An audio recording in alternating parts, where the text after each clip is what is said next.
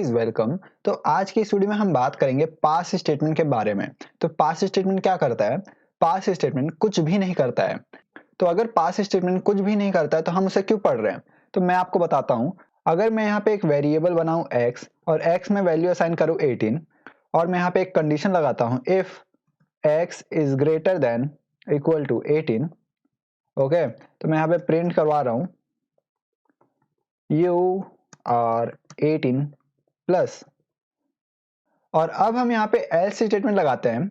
तो हम यहाँ पे लिखते हैं एल्स और मान के चलिए कि आपको एल्स स्टेटमेंट में कुछ भी नहीं लिखना है। आप ये रियल वर्ल्ड प्रोग्राम में बहुत ही ज़्यादा कम यूज़ करेंगे, लेकिन अगर आपको ऐसा करना हुआ तो अगर आप इसे ऐसे ही सेव करके इसे रन किए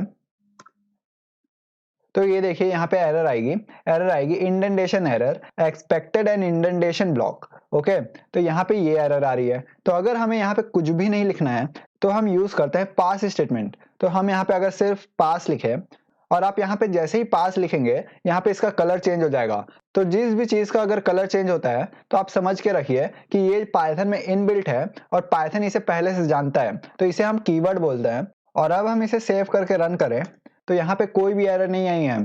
तो हम इसीलिए यूज करते हैं पास स्टेटमेंट। तो अब मैं बताता हूँ कि पास स्टेटमेंट का क्या यूज होता है।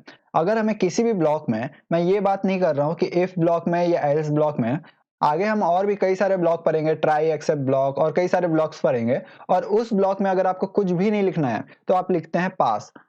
तो जैसे हमें यहाँ पे एल्स स्टेटमेंट में कुछ भी नहीं लिखना था तो हम लिखे हैं पास। और अगर मान के चलिए हम यहाँ पे 18 को 9 से रिप्लेस करते हैं और सेव करके मैं रन करूं तो यहाँ पे कुछ भी नहीं आ रहा है। कुछ भी क्यों नहीं आ रहा है? क्योंकि हम एल्स स्टेटमेंट में कुछ लिखे ही नहीं है। तो अगर हमें कुछ भी नहीं लिखना होता तो हम लिखते हैं पास, पर आप पास स्टेटमेंट को बहुत ज़्यादा कम यूज़ करेंगे।